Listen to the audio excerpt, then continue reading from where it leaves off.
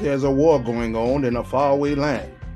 As the good and the evil take the last stand, the evil have dark forces to fight for their cause, but the good have the power of the last ancient sword.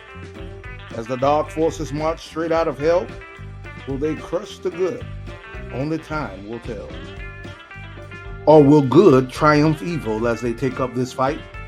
Will light cut through darkness like a candle at night?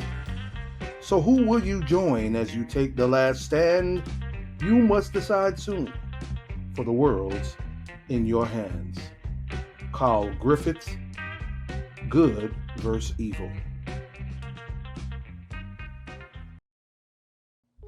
Many across this nation will celebrate the life and legacy of Dr. Martin Luther King today. It is a legacy of a man who not only dedicated his life to the nonviolent struggle for racial equality in the United States, but he lost his life because of the strength of his convictions.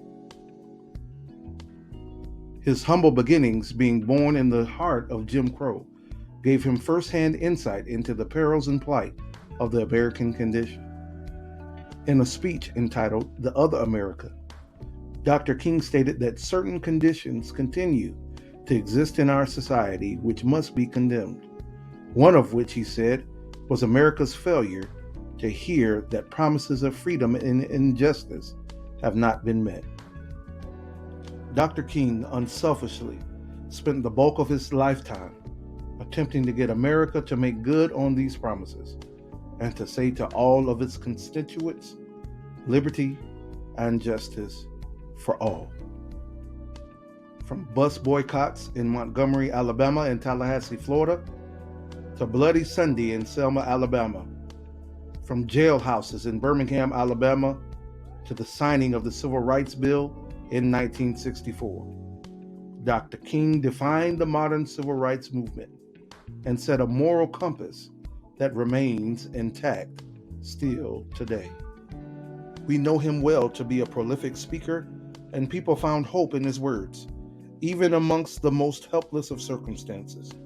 Words like faith is taking the first step, even when you can't see the whole staircase. Words like everybody can be great because anybody can serve. You don't have to have a college degree to serve. You don't have to make your subject and verb agree to serve.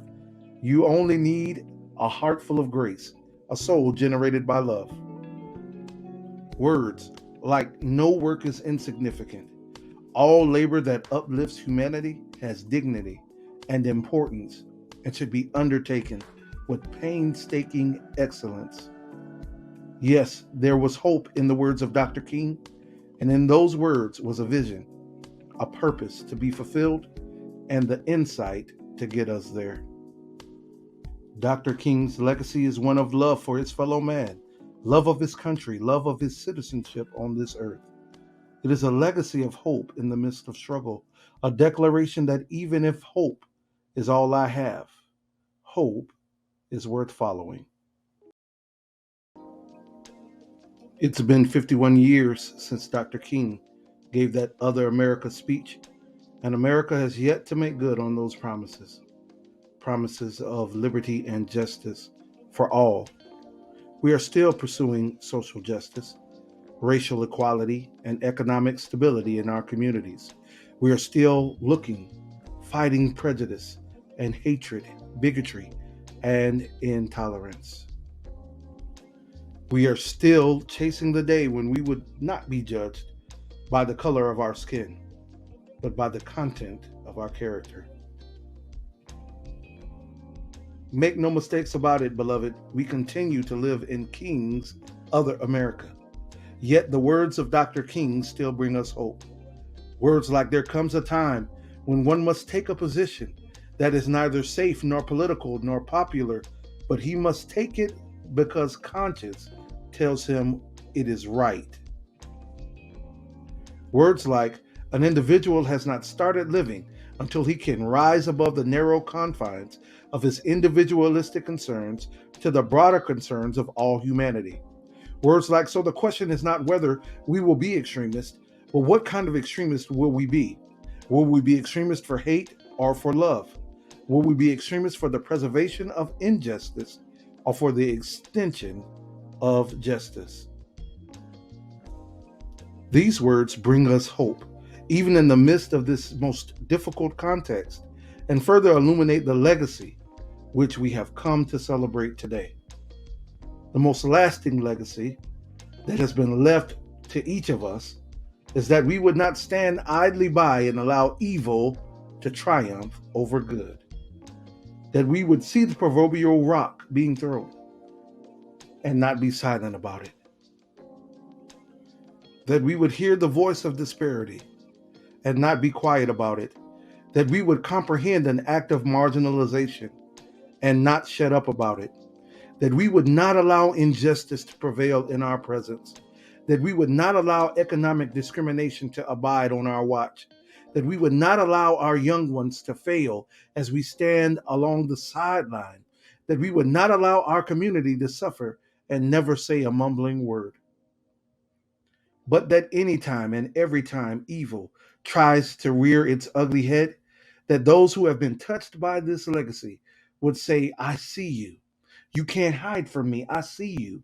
You can't lie to me. I see you. You can't run from me. Evil, I see you. You can't fake me out. I see you. In the courthouse, I see you. In the church house, I see you. In the schoolhouse, I see you. In the White House, I see you. Yes, that is the essence of King's legacy, that wherever you are and evil shows up, you would open up your mouth and say, not today. That wherever you are and racism shows up, you would open up your mouth and tell it to keep it moving. That wherever you are and oppression shows up, you will open up your mouth, even if it's the last time, and declare that it can't stay here. And so, beloved, the question becomes, will you open up your mouth? Will you tell evil that you will not stand by and let it destroy what Dr. King and so many other great men and women, our mothers and fathers, our sisters and brothers, our ancestors have suffered for, have bled for, and have died for? Will you open up your mouth? When they lie on you, will you open up your mouth? When they talk about you, will you open up your mouth? When they scandalize your name, will you open up your mouth? When they fire you, will you open up your mouth? When they come after you, will you still open up your mouth? There's a war going on in a faraway land.